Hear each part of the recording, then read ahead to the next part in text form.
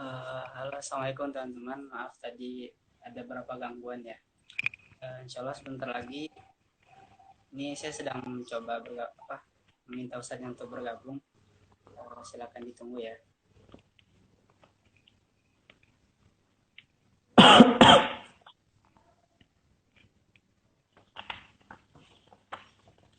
Assalamualaikum Ustaz. Waalaikumsalam warahmatullah. Bagaimana Ustaz? Apakah ada kendala nggak Ustaz? Sebentar, kok gambar saya tidak kelihatan ya? Iya Ustaz, ini belum kelihatan. Oh ya Allah. Assalamualaikum warahmatullahi wabarakatuh. Waalaikumsalam warahmatullahi. Apa Ustaz? Ini sebelumnya perkenalkan nama saya Hafid Ustaz. Oh, Masya Allah Mas Hafid. Asli Semarang. Dari Padang Ustaz. Oh, orang Padang. Tidak mudik kan tuh? Belum Ustaz. Doanya. Insya Allah di sini saya yang jadi moderator yang nanti akan membimbing Ustadz. Insya Allah tadi saya udah mengenalkan pada teman-teman yang ikut Warung Kolbu ya. Jadi saya ulangi lagi teman-teman. Beliau ini namanya Ustadz Ahmad Yusron. Dari mana Ustadz? Saya Sulawesi Mas. Sama-sama luar daerah. Ustadz Ahmad Yusron ini beliau ini ya Polri di Hijrah ya Ustadz ya.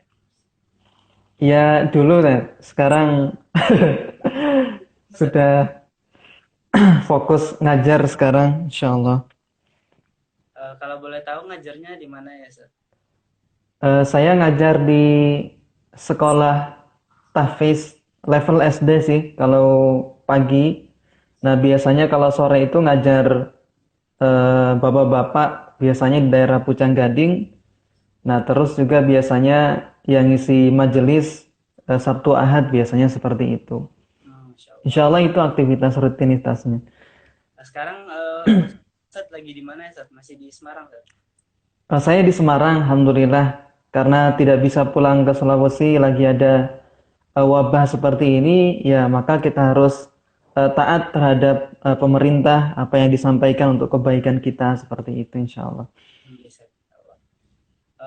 Baik teman-teman, setelah ini sesi saya akan serahkan pada Ustadz Ahmad. Silahkan nanti disimak. Dan kemudian jika ada teman-teman yang ingin bertanya, silakan boleh mengirimkan pertanyaannya lewat DM ya, atau komen juga boleh. Monggo Ustadz. Iya, Bismillahirrahmanirrahim. Suara saya jelas di antum dengar?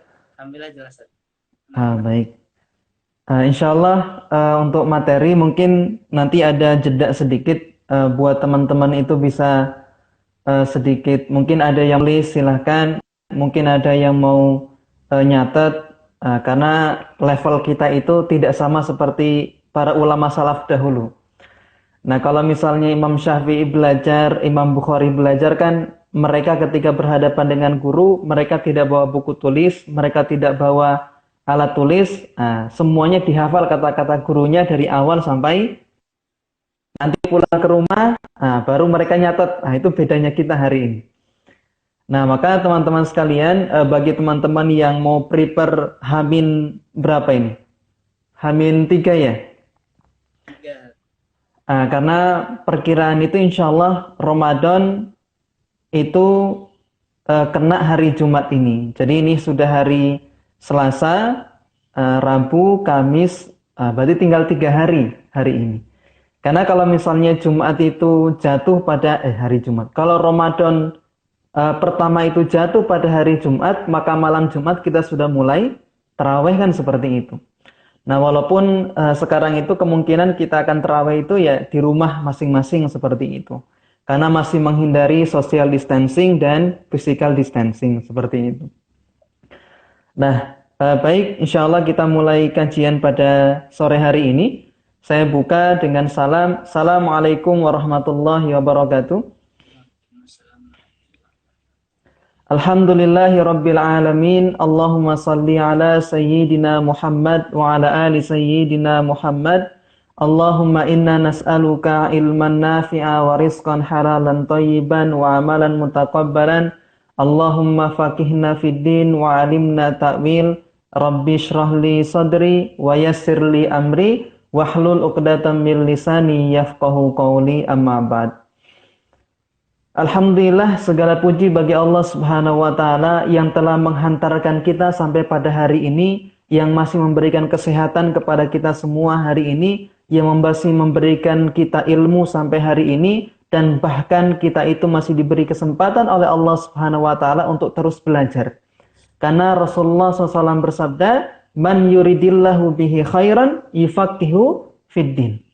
Jadi Allah itu kemudian mengatakan lewat lisan Rasulullah, di sana dikatakan bahwa ketika Allah itu hendak menjadikan seorang hamba itu kemudian menjadi baik, maka bukan harta yang ditambahkan kepada dia, bukan jabatan ditambahkan kepada dia, bukan kemudian kedudukan yang ditambahkan kepada dia, tapi yaitu yufaqihu fiddin.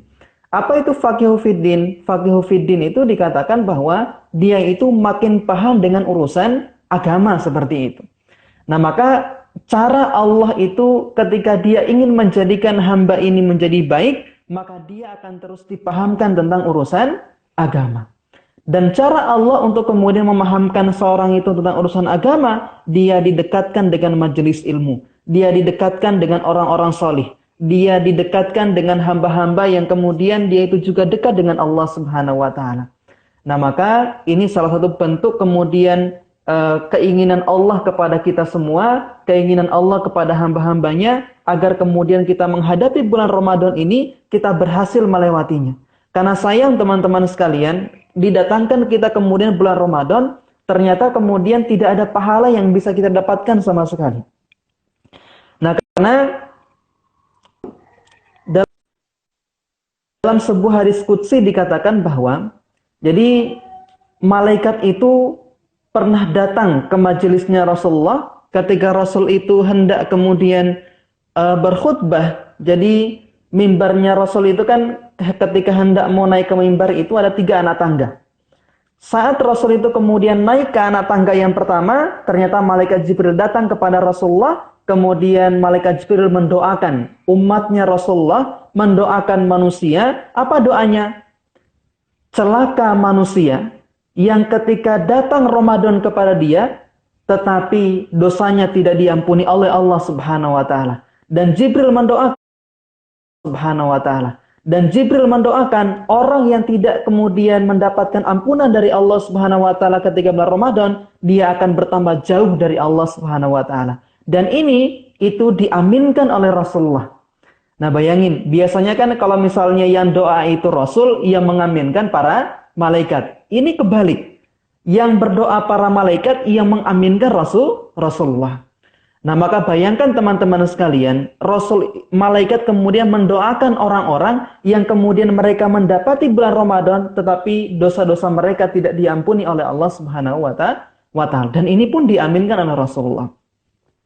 Nah, bahkan dalam hadis-hadis yang lain dikatakan bahwa Rasul itu, ada orang itu ketika datang bulan Ramadan, dia puasa sebagaimana orang lain puasa. Dia sahur, dia berbuka, dia sholat taraweh, dia beraktivitas layaknya orang berpuasa. Tapi kata Rasul, dia tidak mendapatkan pahala sedikit pun, melainkan puasanya hanya dapat lapar dengan haus. Tarawehnya, qiyamnya, sholat malamnya, itu cuma dapat capek saja, tidak dapat pahala sama sekali, kata Rasulullah. Nah, karena dalam hadis riwayat Bukhari itu teman-teman sekalian dikatakan bahwa man shoma ramadhana ghufira lahu ma taqaddama min dzambihi. Barang siapa, kata Rasul, dia berpuasa di bulan Ramadan, dia kemudian bermuhasabah di bulan Ramadan, dia berpuasanya karena iman kepada Allah Subhanahu wa taala, karena ketakwaannya kepada Allah, maka Allah akan mengampuni dosa-dosanya mulai sejak dia berpuasa itu, sejak dia balik. Jadi semua dosa-dosa kita, kalau kemudian kita berhasil puasa di bulan Ramadan ini, maka semua dosa-dosa kita akan diampuni Allah Subhanahu wa taala. Seperti itu. Nah, itu siangnya. Bagaimana dengan malamnya? Rasul juga bersabda, "Man qama ramadhana wahtisaban, ghufira lahu ma taqaddama min dzambih."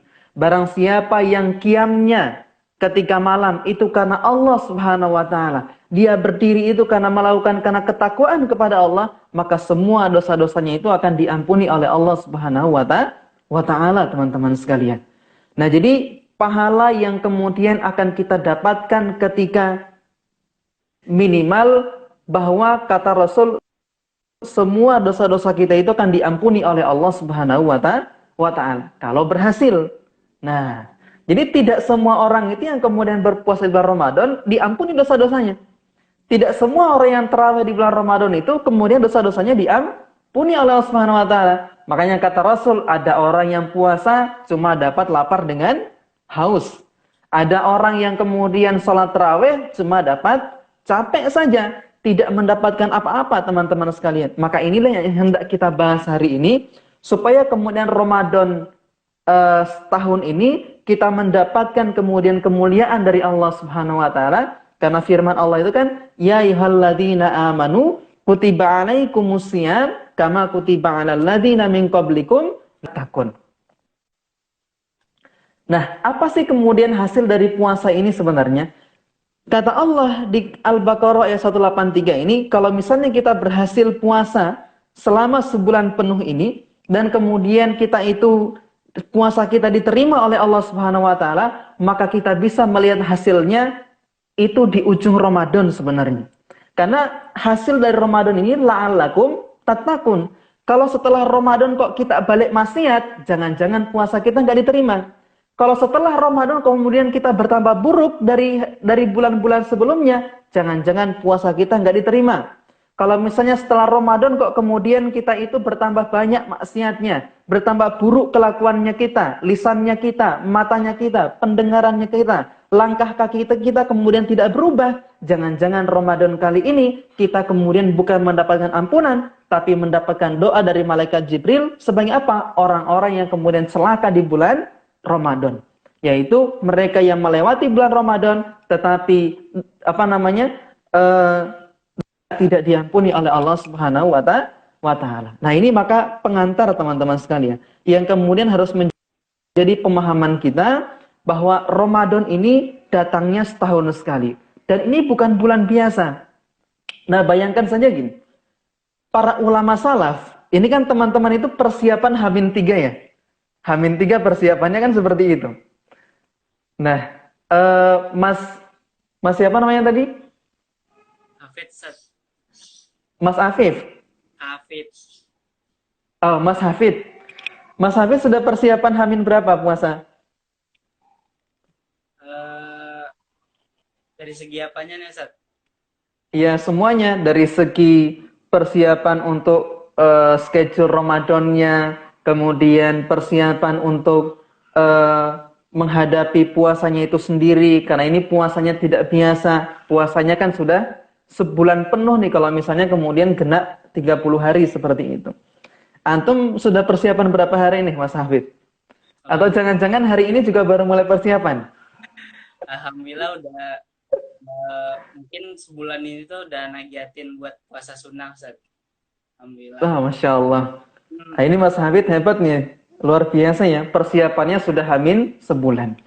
Nah, tapi teman-teman sekalian, kalau misalnya kita melihat biografinya para ulama salaf terdahulu, Ramadan itu kemudian masih jauh, tetapi para ulama salaf itu persiapannya H-6 bulan sebenarnya. Jadi persiapannya para ulama salaf dahulu itu H-6 bulan. Jadi kalau Rasul kan mengatakan, persiapan Ramadan itu Rajab, Sya'ban. Jadi dikatakan dalam hadis Rasul itu, Rajab itu bulan menanam, Sya'ban itu bulan kemudian Ramadan itu tinggal panen, sebenarnya seperti itu. Nah, tetapi kan kita hari ini tuh memang pertama kita harus paham bahwa kita kekurangan ilmu, sehingga kadang-kadang kita menghadapi Ramadan itu H-3. Kita menghadapi Ramadan itu bahkan ya ala kadarnya. Oh, besok mau Ramadan, ya udah biasa-biasa aja, berangkat ya ikut taraweh, sahur ikut sahur, puasa ikut puasa. Nah, maka setidaknya H-3 ini karena kita kemudian sudah paham keistimewaan di bulan Ramadan ini, bahwa disinilah dilipat gandakannya pahala. Nah, kalau misalnya di hari-hari biasa contohnya begini. Semua kebaikan di bulan Ramadan ini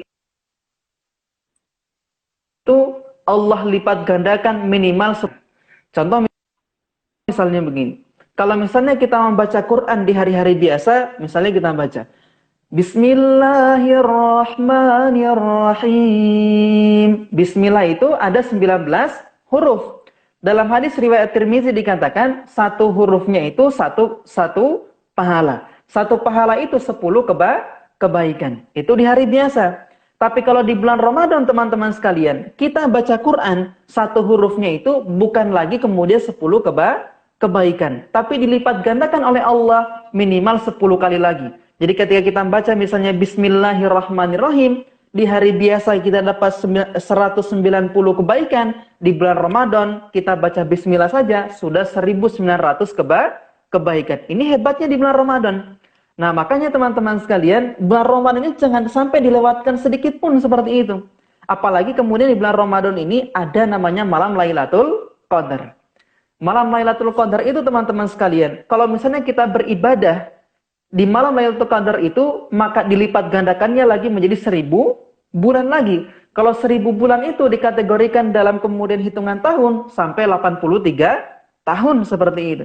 Jadi kalau misalnya antum baca basmalah di malam Lailatul Qadar, pertama tadi dikalikan 10 menjadi 1900, dikalikan lagi 83 tahun. Masya Allah luar biasanya amalan ketika di bulan Ramadan teman-teman sekalian. Tapi yang harus kita perhatikan kedua, tidak semua orang yang datang bulan Ramadan kepada dia berhasil dia lewati bulan Ramadan sesuai dengan apa yang Allah perintahkan seperti itu. Nah maka pada sore hari ini saya ingin sedikit menyampaikan bagaimana kemudian cara Rasul itu melewati Ramadannya. Supaya Ramadan kita kali ini itu benar-benar kita melewatinya persis dengan Rasul sebagaimana Rasul melewati bulan Ramadan seperti itu. Nah, pertama, kalau misalnya kita ingin membagi peta Ramadannya Rasul, ternyata Rasulullah itu membagi malamnya menjadi 3 bagian. Satu, disebut dengan ibadah malam. Ibadah malam itu sejak sampai kemudian waktu sahar. Ibadah yang kedua itu disebut dengan ibadah sahar. Ibadah sahar itu kapan? 20 sampai 30 menit sebelum waktu fajar.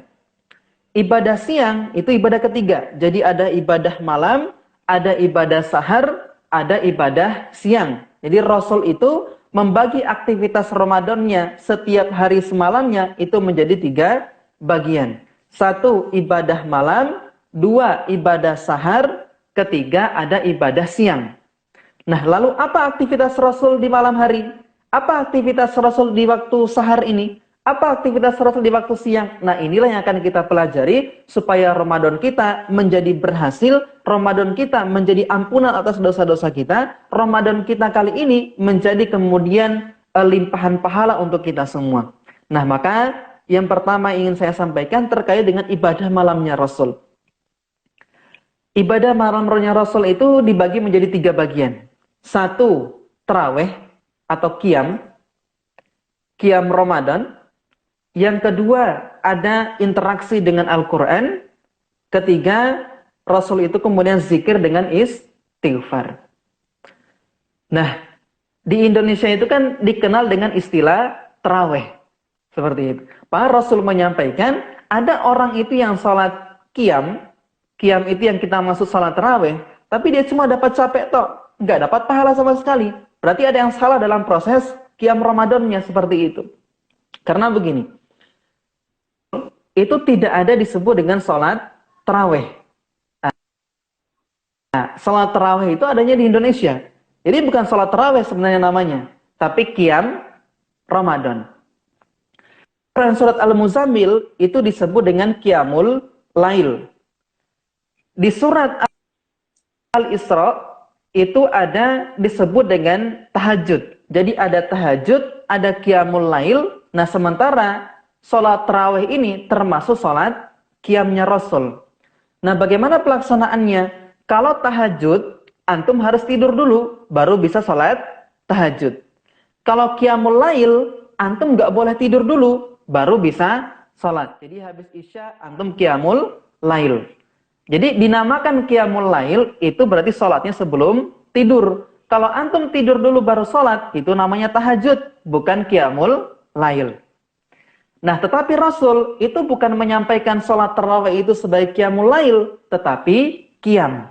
Apa bedanya qiyam? Apa bedanya qiyamul lail dengan tahajud? Nah, inilah hebatnya bulan Ramadan. Jadi Allah itu selalu memberikan kesempatan kepada siapapun untuk tetap bisa melakukan sholat tarawih walaupun dia sudah tidur ataupun sebelum tidur. Makanya namanya qiyam.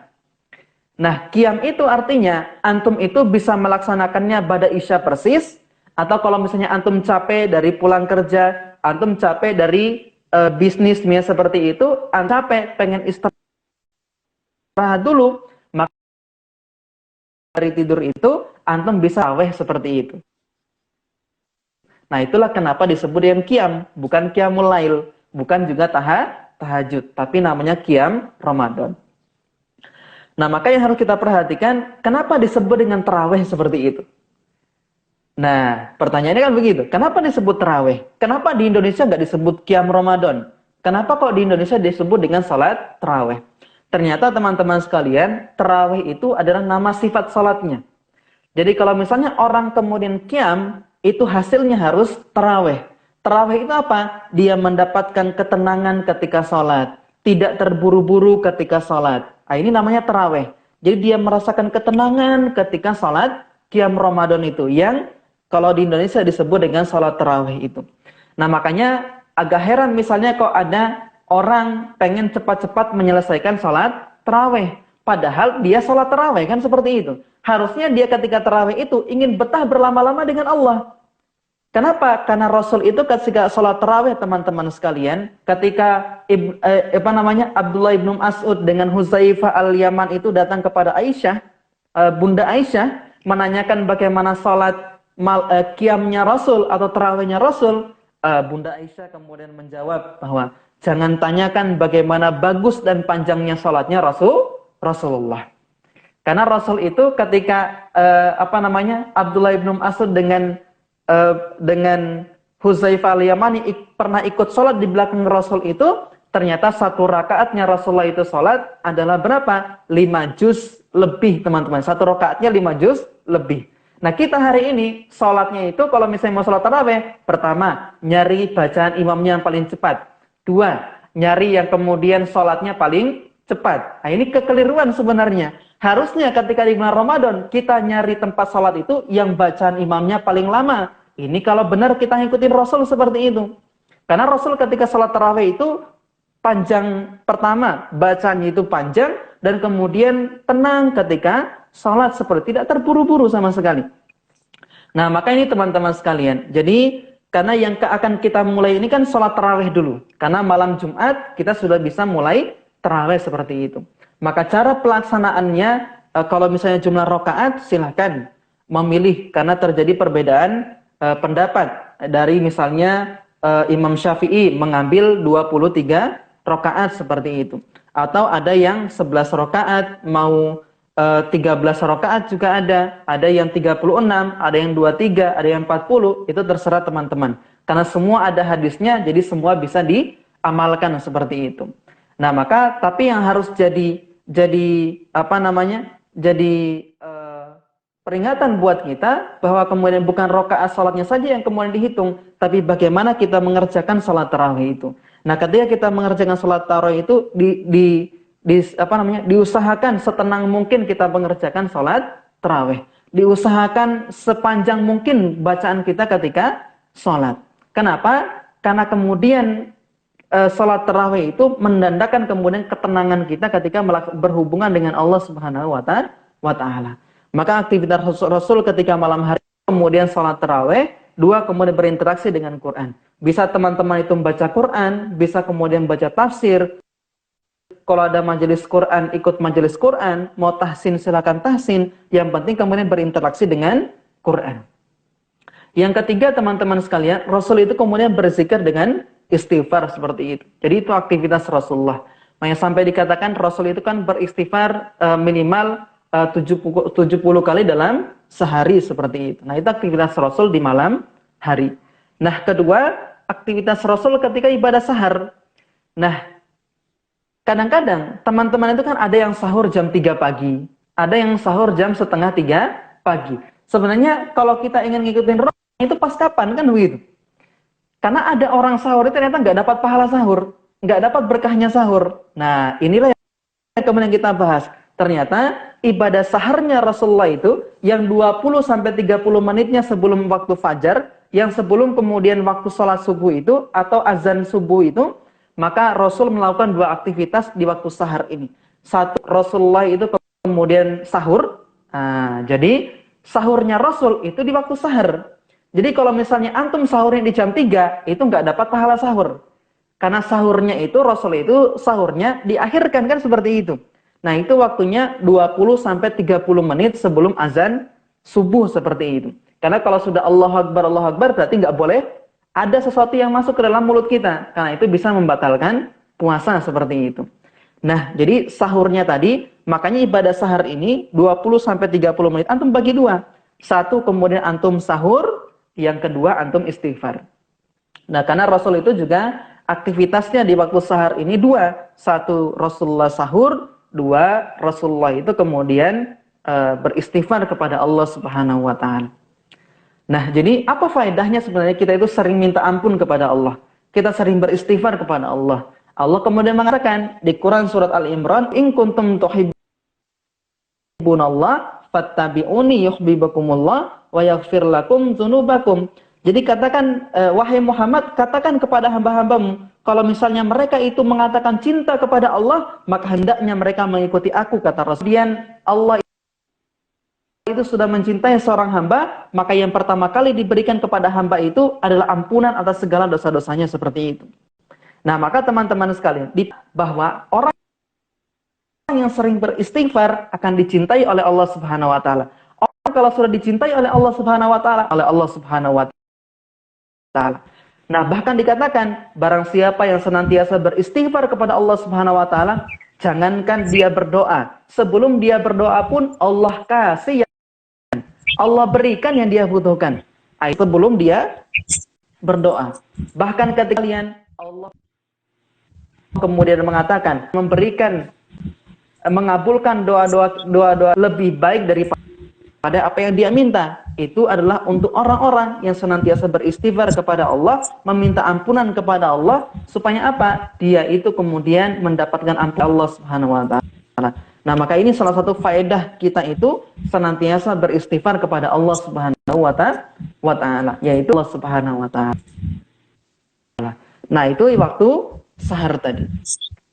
Nah, kemudian aktivitas Rasul, nah minimal setahu saya, Rasul itu membagi aktivitas siangnya menjadi satu, kemudian Rasul itu berpuasa, dua, Rasul itu sedekah, nah ketiga, Rasul itu kemudian berinteraksi dengan Al-Quran, teman-teman sekalian. Nah, maka kita ingin mendapatkan pahala yang banyak dengan waktu yang singkat, misalnya seperti itu, maka jalannya adalah dengan membaca Al-Quran, teman-teman sekalian. Khawatirkan apa? Ada orang yang menjalani puasa Ramadan yang aktivitas yang tidak berpahala sama sekali. Apa? Bisa kemudian dia dapat. Ada orang yang kemudian ketika puasa Ramadan seperti itu, tapi senengannya mantengin Instagram ahwat, misalnya seperti itu. Ahwatnya kemudian tidak pakaiannya sebagai seorang muslimah seperti itu. Nah, faedah misalnya seperti itu, di dalam misalnya ada hal-hal yang tidak dibolehkan agama, maka serta-merta ini kemudian akan mengurangi pahala dia. Nah, makanya kata Nabi, ada orang berpuasa, dia itu kemudian tidak mendapatkan pahala, cuma capek, lapar dengan haus. Kenapa? Karena kemudian dia menas puasanya, dia puasa aktivitas maksiat gitu. Dia berpuasa aktivitasnya itu aktivitas yang tidak mendapatkan pahala sama sekali. Nah, misalnya gini teman-teman sekalian. Rasul itu kan pernah menyampaikan begini. Tanda baiknya seorang muslim itu tidak bermanfaat untuk dia. Ini kan lagi musim wabah, tidak bisa kemana-mana seperti itu. Dan kemudian kita menghabiskan Ramadan kita untuk nonton film Korea misalnya seperti itu, atau dan yang lain sebagainya. Nah, kalau misalnya kemudian ada pahala yang bisa kita dapatkan dari mereka, ada kebaikan yang kita dapatkan dari mereka, silakan diambil seperti itu. Tapi yang kita tonton ini kan bukan orang Islam. Yang kita tonton ini bukan kemudian orang-orang muslim yang kenal Allah. Mana mungkin mereka mengerti sebuah kebaikan. Karena kenapa? Standar kebaikan itu Allah yang tentukan. Dan kebaikan itu hanya bisa diambil dari Islam. Tontonnya kemudian tidak berfaedah seperti itu. Nah, kadang-kadang kita menganggap itu berfaedah, ternyata bagi Allah itu tidak berfaedah buat kita. Karena kalau kebaikan, kita akan mengambilnya dari orang muslim. Karena kalau kebaikan, bukan dari tontonan kita, yang kemudian itu kemudian dari orang-orang kafir.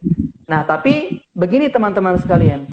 Kalau misalnya, ya boleh silakan seperti itu. Hanya kemudian kami tontonan kita ini kemudian itu menutup aurat atau tidak. Dalamnya ada adegan yang kemudian itu bisa membangkitkan syahwat kita. Makanya tontonan yang tidak boleh kita tonton seperti itu. Nah, tetapi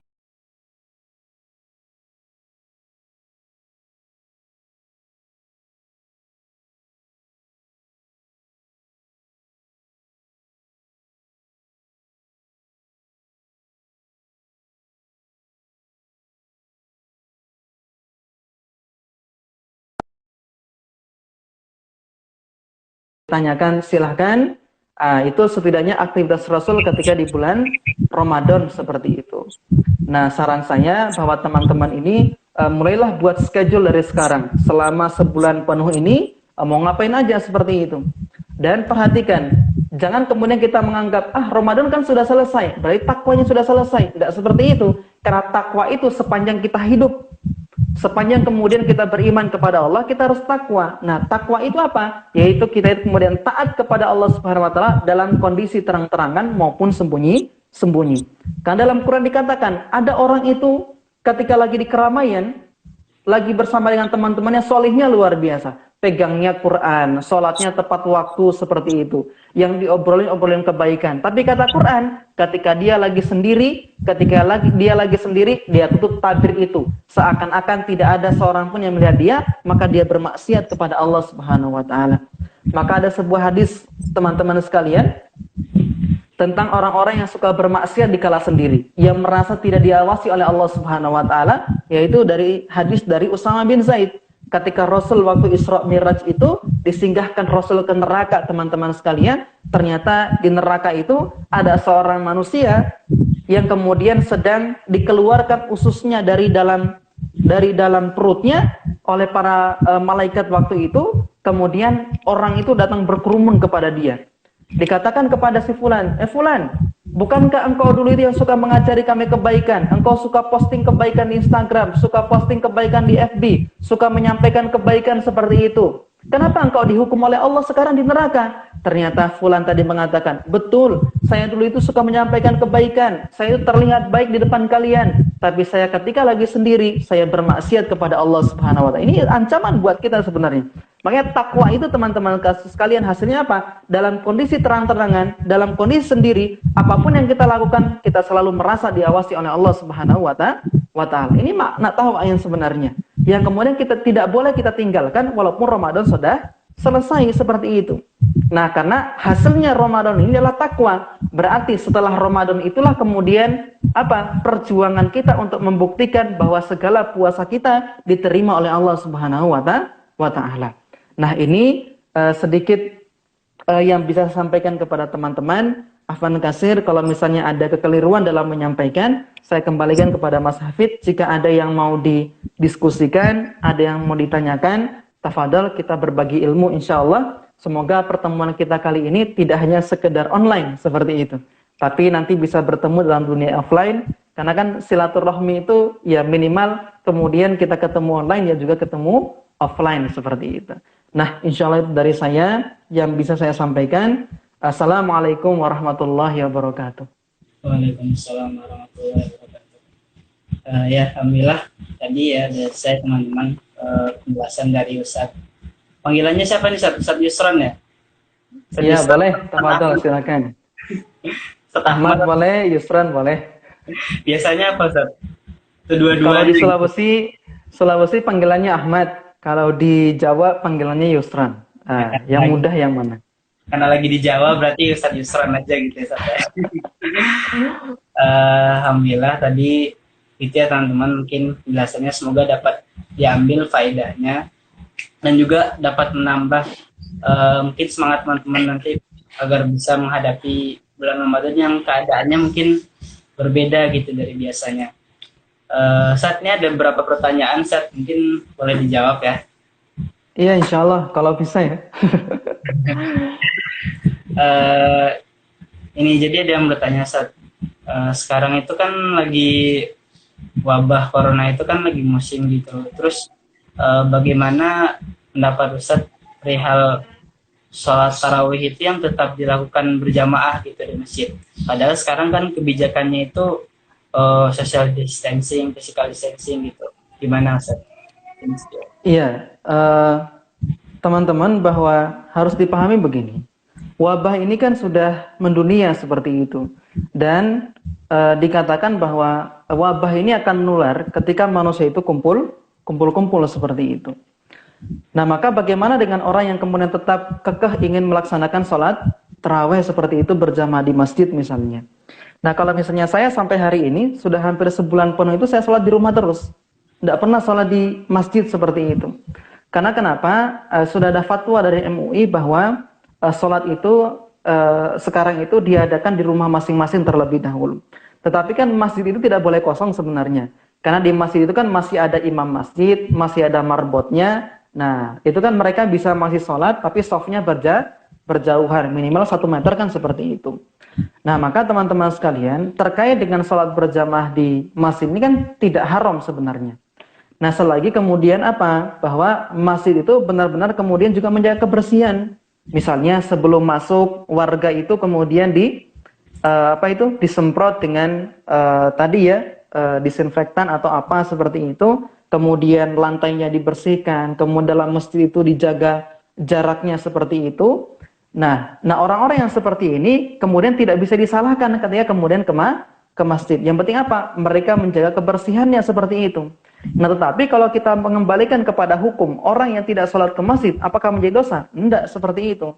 Karena sudah ada fatwa dari ulama bahwa sholat di masjid untuk sekarang ini itu kemudian berjamaah di masjid secara seperti biasa itu dihindari dulu seperti itu. Karena dalam musim wabah seperti ini. Kenapa? Karena kita nggak tahu siapa yang terkena wabah kan seperti itu. Kita nggak tahu yang kena siapa, jangan-jangan di samping kita. Makanya ada rukhsah seperti ini, ada keringanan, ada kemudian uzur syar'i sehingga kita tidak datang di masjid untuk sholat berjamaah. Itu boleh juga. Tetapi orang yang kemudian mau sholat ke masjid, silakan. Yang penting dia jaga kebersihan, yang penting bisa jaga diri seperti itu. Nah, maka yang seperti ini yang kemudian menjadi perbedaan pendapat untuk pilihan mengambil, silakan mau mengambil yang mana. Kalau saya sampai saat ini masih mengambil sholat di rumah terlebih dahulu. Nah, tetapi saya kembalikan kepada teman-teman, mau ke masjid, monggo silakan. Yang penting masih bisa jaga kebersihan seperti itu. Jaga keamanan diri dan kemudian lakukan ikhtiar supaya kemudian tidak terjangkit virus corona seperti itu. Nah, insya Allah itu yang pertama untuk jawaban saya. Tafadhol, saya kembalikan kepada Mas Hafid. Berarti mungkin kesimpulannya disesuaikan dengan keadaannya masing-masing gitu ya. Kalau misalnya udah di daerah yang benar merah gitu, sebaiknya emang di rumah aja dulu gitu ya. Iya, kalau himbauan dari pemerintah kan di rumah dulu seperti termasuk dari MUI seperti itu di rumah dulu. Nah, maka ini juga diikuti oleh teman-teman seperti itu. Nah, kita itu kan sebenarnya rindu dengan masjid kan seperti itu. Rindu untuk berjamaah seperti itu. Tapi dalam kondisi seperti ini kan kita nggak bisa memaksakan kehendak kita seperti itu. Masa sih orang ke ATM berani, ke pasar berani, ke jalan-jalan berani, ke pom bensin berani. Masa ke masjid nggak berani kan seperti itu. Ini ada orang-orang yang kemudian mengeluarkan sebuah opini yang kemudian membuat masyarakat jadi bingung seperti itu. Nah, gini teman-teman sekalian, bahwa kalau antum kemudian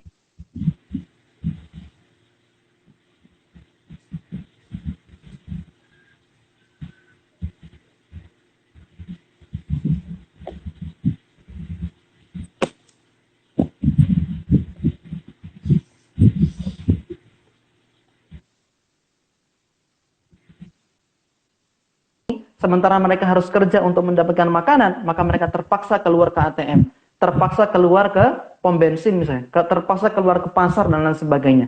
Nah, ini dalam kondisi terpaksa teman-teman sekalian. Nah, tapi kalau ke masjid, ini yang kemudian harus dipahami. Kalau antum kemudian pergi ke masjid dan kemudian tertular di masjid, pasti akan muncul opini baru. Apa itu?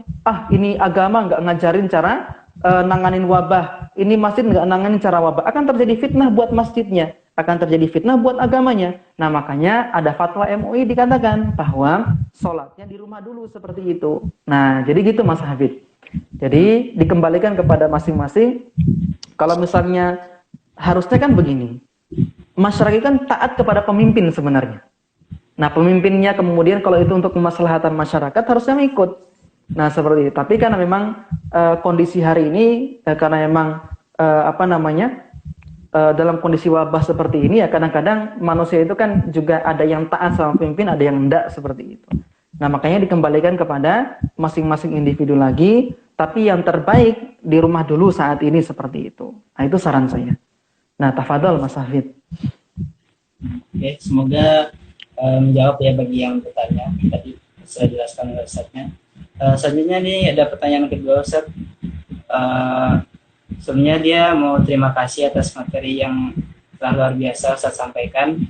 Izin bertanya Ustaz, apabila sudah melaksanakan ibadah qiyam Ramadan, tarawih itu maksudnya Ustaz, apakah masih diperbolehkan untuk melakukan sholat tahajud pada malam harinya? Terima kasih Ustaz. Nah, iya. Jadi gini teman-teman sekalian, bahwa qiyam dengan tahajud itu dua ibadah yang berbeda. Seperti itu. Nah, jadi antum sholat tarawih dengan kemudian sholat witir, setelah itu antum masih boleh kemudian sholat tahajud seperti itu. Nah, tapi syaratnya tadi, tahajud itu bisa dilakukan kalau misalnya sudah tidur. Tidurnya 5 menit, 10 menit, tidak masalah. Misalnya kita pengen mendapatkan pahala banyak dari tarawih seperti itu. Tarawih kan nggak dibatasi. Karena ada hadis dari Ibnu Umar, itu bahwa Rasul itu sholat tarawihnya, kadang Rasul itu melaksanakannya berapa? 2 rakaat sampai menjelang fajar. Jadi Rasul itu pernah kemudian sholat tarawih, yang kemudian sholat itu sampai waktu sahur seperti itu, baru Rasul berhenti. Nah, kalau ingin tahajud teman-teman sekalian, ketika misalnya teman-teman melaksanakan tarawihnya kok misalnya 40 rakaat seperti itu, bacanya panjang-panjang, selesainya jam 1 malam seperti itu. Tidur 1 jam, jam 2 bangun sholat tahajud. Nah, ini dibolehkan. Nah, karena ibadah tahajud dengan tarawih itu dua hal yang berbeda. Tetap lain seperti itu. Nah, tahajud tak bisa dilaksanakan, misalnya antum tahajud jam 3 sampai kemudian waktu sahar. Nah, sahar tadi baru antum kemudian sahur dan kemudian melaksanakan aktivitas istighfar dan sholat subuh seperti itu. Nah, jadi tahajud masih bisa dilaksanakan. Tafadhol silahkan. Tidak ada masalah seperti itu. Oke, alhamdulillah. Baik, itu mungkin jawabannya bagi yang bertanya. Semoga dapat dipahami dan diterapkan. Insyaallah, amin. Mungkin nih dari saya sendiri saat ingin bertanya. Biasanya kan di budaya kita di Indonesia itu ada tradisi kayak menyambut Ramadan itu dengan ada yang salam-salaman, terus ada yang saling minta maaf, dan ada juga yang dengan bersihkan diri tapi rame-rame gitu Ustaz. Nah, kira-kira dalam pandangan Ustaz yang kayak gitu tuh kayak gimana? Diulangi Mas Hafid, tadi putus-putus ininya, videonya. Ustaz ya. Pertanyaan dari saya sendiri mungkin, jadi kan di budaya kita di Indonesia itu kan banyak Ustaz, ada yang dalam menyambut bulan suci Ramadan tuh ada yang bermaaf-maafan, minta maaf gitu. Terus ada juga yang kayak bikin ramai-ramai membersihkan diri gitu Ustaz. Mandi-mandi semacam kayak gitu Ustaz. Nah, di pandangan Ustaz hal kayak gitu tuh gimana gitu Ustaz? Apakah ada tuntunannya atau enggak gitu Ustaz? Yang ingin saya tanyakan kedua, itu mandi-mandinya kayak gimana? Itu ada sih Ustaz, di tradisi di beberapa daerah itu yang pernah saya baca itu kayak ya itu akhirnya campur aduk gitu, satu desa gitu, terus di sungai gitu kan, kayak rame-rame basahi tubuh gitu. Ada di beberapa daerah tradisi kayak gitu. Nah, jadi gini, bahwa kalau kemudian suatu kebiasaan itu tidak bertentangan dengan syariat, maka dibolehkan. Tapi kemudian ini itu dianggap sebagai kesunahan Rasul, dianggap sebagai kewajiban, bukan sebuah kewajiban. Nah, maka ini tidak boleh dianggap sebagai sebuah kewajiban seperti itu. Nah, misalnya begini, tentang tradisi maaf-maafan, entah itu sebelum Ramadan atau kemudian menjelang hari raya seperti itu. Nah, dosanya manusia itu kan ada 3 jenis sebenarnya. Tapi yang ingin saya sampaikan hari ini cuma 2 jenis dulu.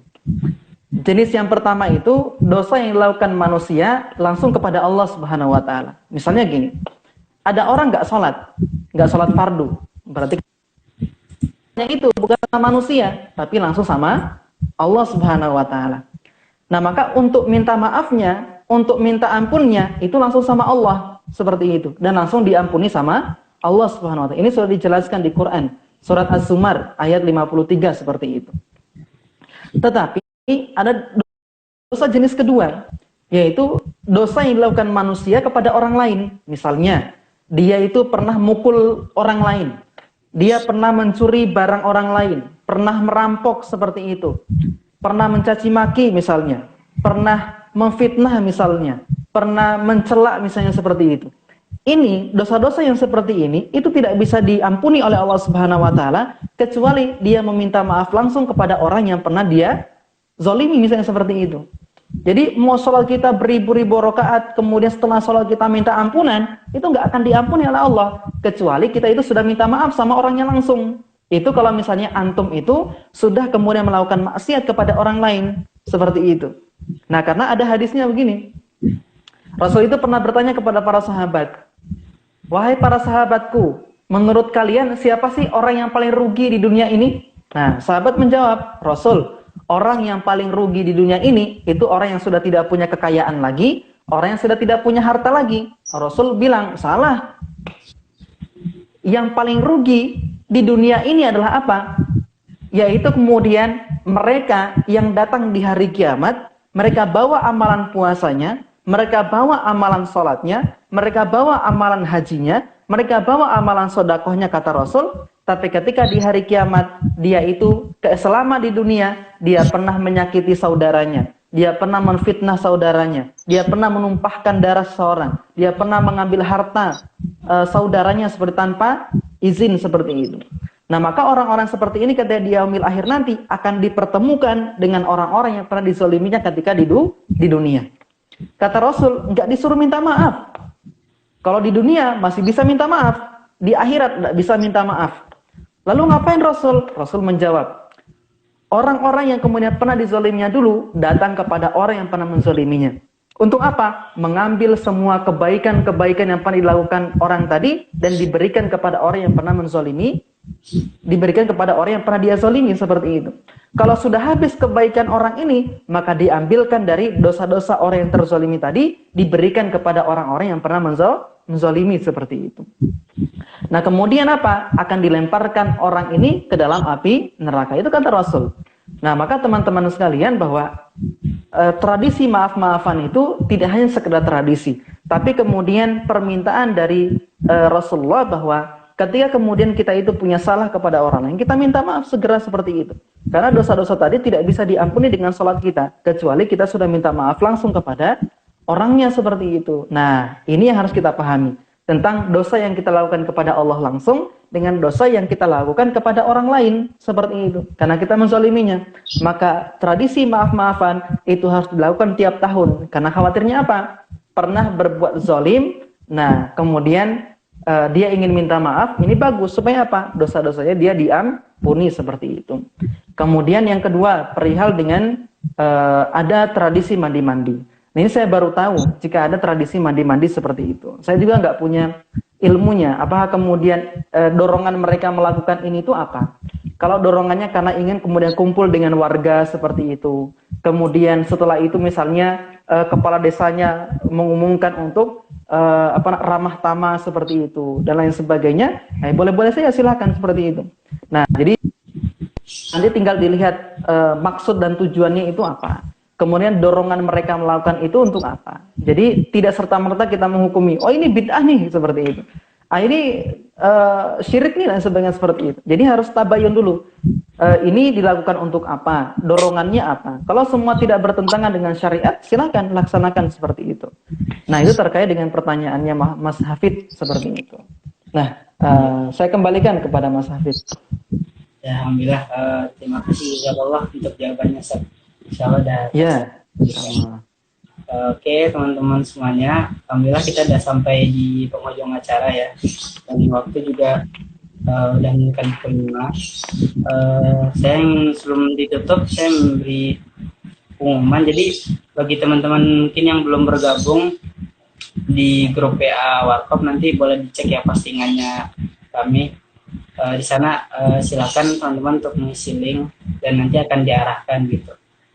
Insya Allah, jadi rangkaian kita minggu kedepannya itu nanti untuk hari Selasa dan Kamis akan ada posting video pendek seputar kebaikan, dan hari Sabtu adalah video ya seperti ini kira-kira teman-teman, nanti akan ada kajian juga.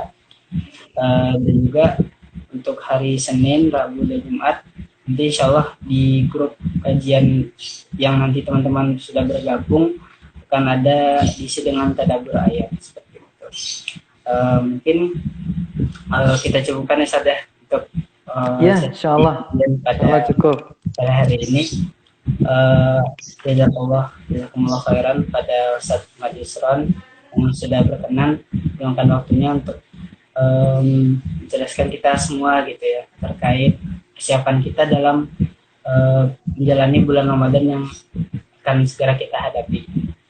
Semoga ilmu yang disampaikan bermanfaat dan juga Ramadan kita pada tahun ini insya Allah diterima amalannya oleh Allah Subhanahu wa Ta'ala. Amin, insya Allah. Kita tutup dengan doa kafaratul majelis. Subhanakallahumma di sini saya sebagai moderator mohon maaf apabila ada kesalahan. Semoga teman-teman semua berkenan maafkan, dan semoga apa yang sudah kita jalani pada sore hari ini diberkahi oleh Allah Subhanahu wa Ta'ala. Mungkin sekian Ustaz. Saya teman semuanya boleh melanjutkan aktivitasnya lagi, dan jika masih ingin berdiskusi nanti kita akan lanjutkan di grup WhatsApp. Seperti itu ya Ustaz. Insyaallah. Saya tutup. Assalamualaikum warahmatullahi wabarakatuh. Waalaikumsalam warahmatullahi wabarakatuh.